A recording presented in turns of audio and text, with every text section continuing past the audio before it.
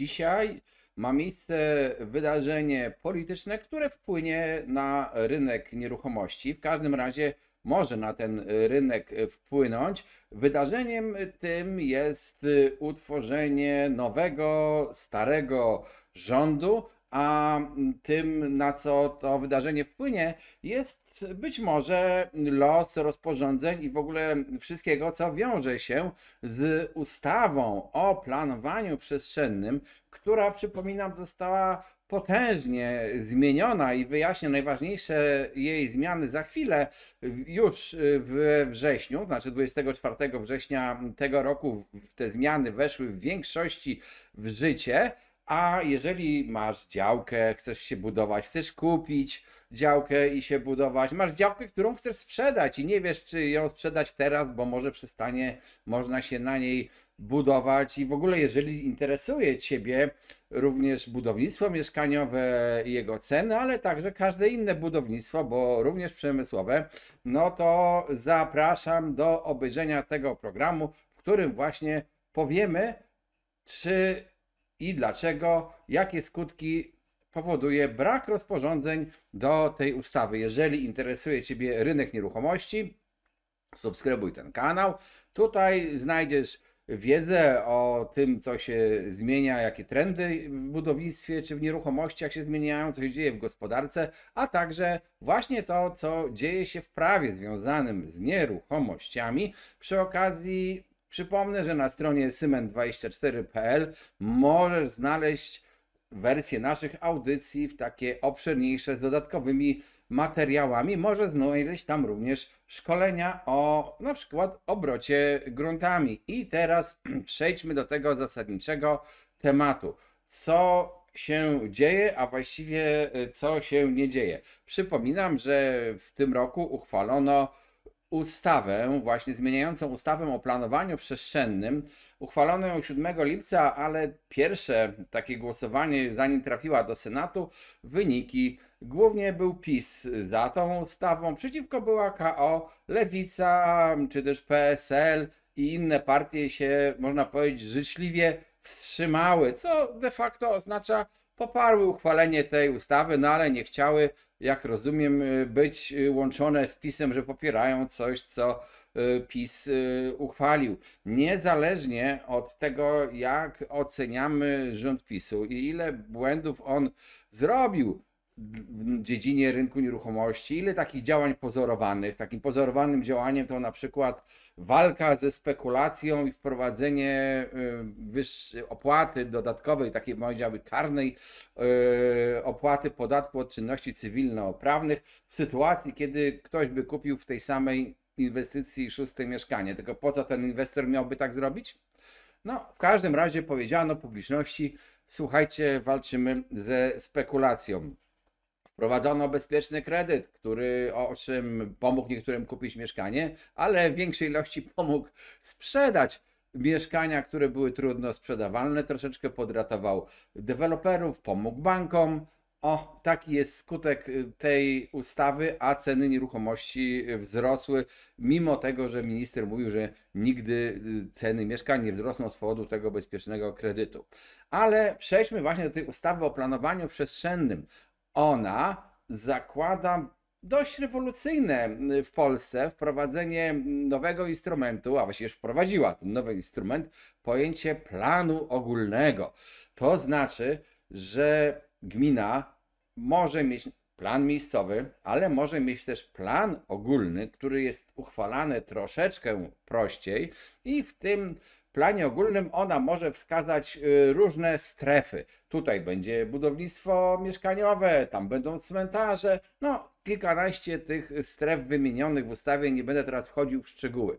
Ale te strefy mogą być zgodnie z ustawą uchwalane wtedy, kiedy są potrzebne. To znaczy ma to zapobiec na przykład nadmiernemu przekształcaniu terenów na tereny budowlane, bo takie nadmierne przekształcanie, i to jest prawda, i tak zresztą działa w Europie na przykład, w większości państw, tak to działa, że przekształca się tereny na budowlane, czy właśnie na jakieś inne cele stopniowo. Nie robi się tego tak, że się nagle przekształca cały ogromny teren przy niewielkiej liczbie ludności na cele właśnie na przykład budowlane. Dlaczego? Bo to by doprowadziło do ogromnego rozproszenia budownictwa.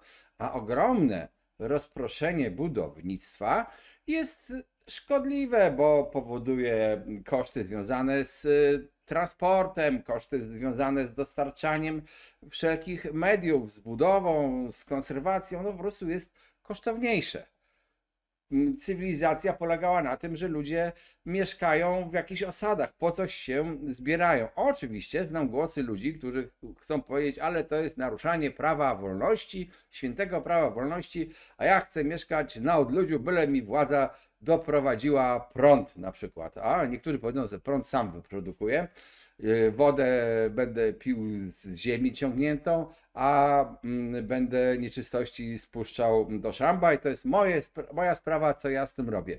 Tym wolnościowcom to chciałbym przypomnieć taki wiersz Aleksandra Fredry, hrabiego Fredry, pod tytułem chyba to jest Paweł i Gaweł. To się zaczyna tak, że Paweł i Gaweł w jednym stali domu i jeden strasznie rozrabiał, a drugi cierpiał z tego powodu, ale zemścił się tak, że zalał jego po prostu i na skargi odpowiedział to samo, co usłyszał wcześniej. Wolność, Tomku, w swoim domku nie ma nieograniczonej wolności. Jeżeli uważasz, że twoje prawo wolności jest nieograniczone, to twój sąsiad też ma takie prawo i może ci koło domu postawić, mógłby teoretycznie postawić skład otwarty z gnojowicą. Nie wiem, czy to by się wtedy ktoś cieszył z tego prawa, świętego prawa wolności. Po coś jakieś ograniczenia są.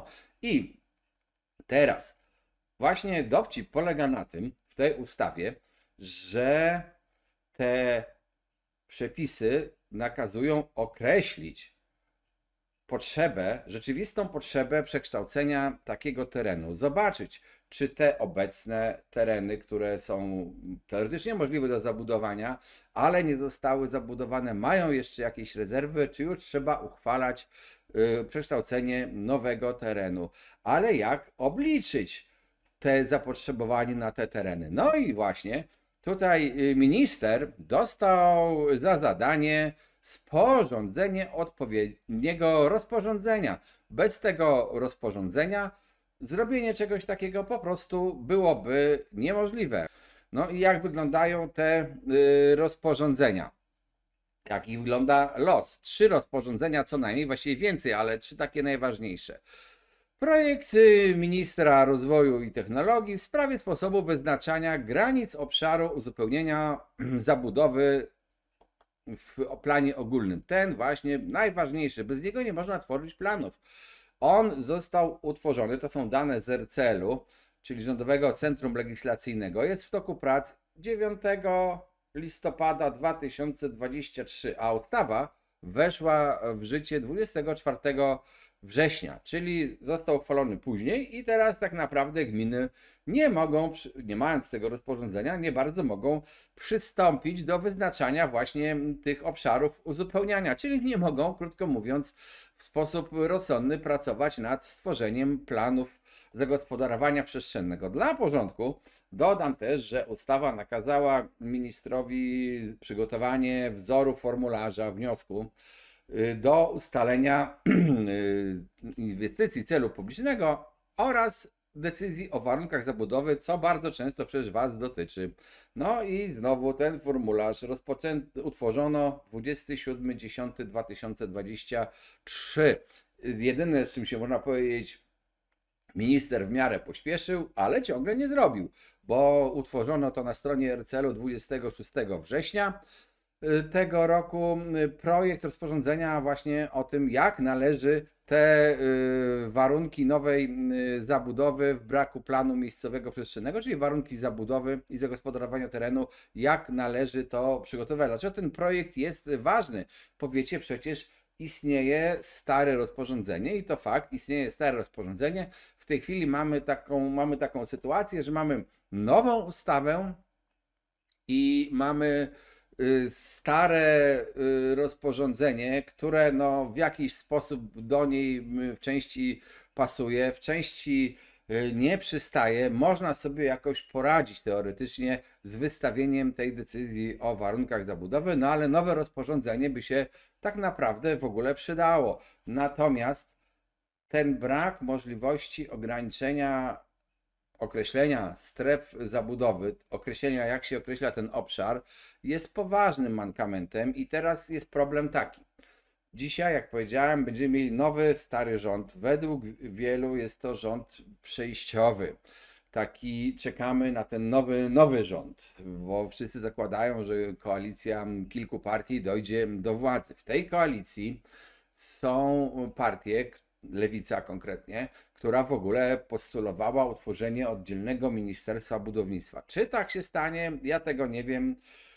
Na razie zobaczmy, jest tak jak jest. W każdym razie jest prawdopodobne, że nawet jeżeli nie zostanie utworzone to nowe ministerstwo, no to przyjdzie nowy minister. Czy nowy minister będzie chciał kontynuować pracę nad rozporządzeniami przygotowanymi przez starego ministra, nawet jeżeli on się z nimi będzie zgadzał, czy też po prostu będzie potrzebował no, zwyczajnie i po ludzku czasu, żeby tym rozporządzeniom się przyjrzeć.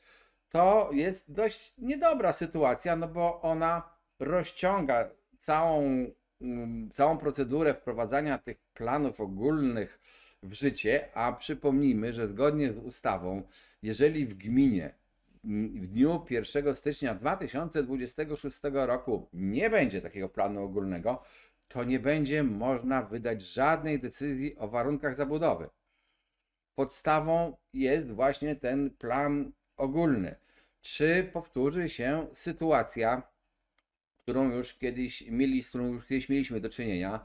To było w przypadku miejscowych planów zagospodarowania przestrzennego, gdzie władza centralna, widząc, że gminy i w ogóle odpowiadając na postulaty gmin, które mówią, nie jesteśmy w stanie uchwalić tych planów, zróbcie coś, to zrobili takie właśnie rozwiązanie, taką łatkę legislacyjną, ale też wcześniej wielokrotnie przekładali ten definitywny moment, kiedy mają wejść nowe plany zagospodarowania przestrzennego. Dodam, że przez niemal 30 lat niektórym gminom nadal nie udało się uchwalić w ogóle albo uchwalić w odpowiedniej ilości tych miejscowych planów zagospodarowania przestrzennego, co tak naprawdę źle świadczy o tych gminach.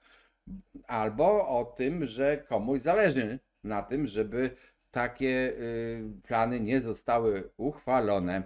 Konsekwencją wejścia tej nowej ustawy o planowaniu przestrzennym jest też to, że jeżeli ograniczymy te tereny pod budowę, na których się można budować, no to powstanie taka sytuacja. Właściciele gruntów położonych na terenach, które można będzie zabudować zgodnie z planem ogólnym, będą zyskiwali w stosunku do właścicieli gruntów, które teoretycznie jeszcze niedawno można byłoby zabudować na podstawie decyzji o warunkach zabudowy, ale po uchwaleniu tego planu ogólnego już nie będzie można zabudować, co może prowadzić do tego, że w takiej sytuacji teoretyczna liczba osób, które chcą sprzedawać grunty w gminie spadnie.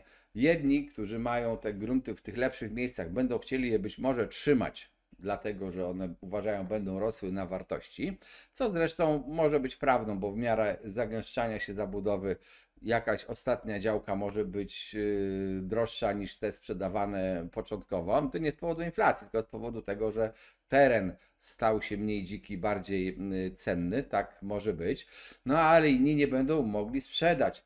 I też powiem szczerze, ta w ogóle ustawa jest ustawą idącą w dobrym kierunku, ta zmiana ustawy o planowaniu przestrzennym, bo ten bałagan, z którym mamy do czynienia, był ogromny, to rozproszenie było szkodliwe, ta też zamierzona, już nie wchodzę w szczegóły ustawy, w przyszłości likwidacja, czy też ograniczenie znaczenia decyzji o warunkach zabudowy i ograniczenie jej ważności również w czasie, to wszystko jest słuszne i dobre działanie. Zapomniano o jednym, bo teraz tak, no dobrze, ale nie chcemy, żeby przecież gruntów było mniej do budowy. Chcemy, żeby tych gruntów było więcej.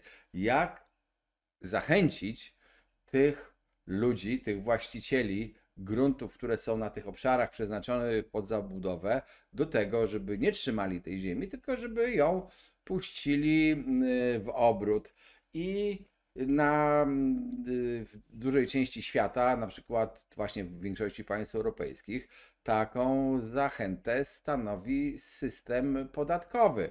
W innych miejscach jest lepszy, w innych gorszy, to już nie będziemy teraz wchodzić w szczegóły, ale też jest takie coś, co bardzo straszy wszystkich polityków, podatek katastralny i ta nazwa jak już pada, to już wiele osób, to jest ciekawe zresztą, mówi to skandal, podatek katastralny, jak ja jeszcze na przykład nie powiedziałem, w jakim kształcie miałby wejść.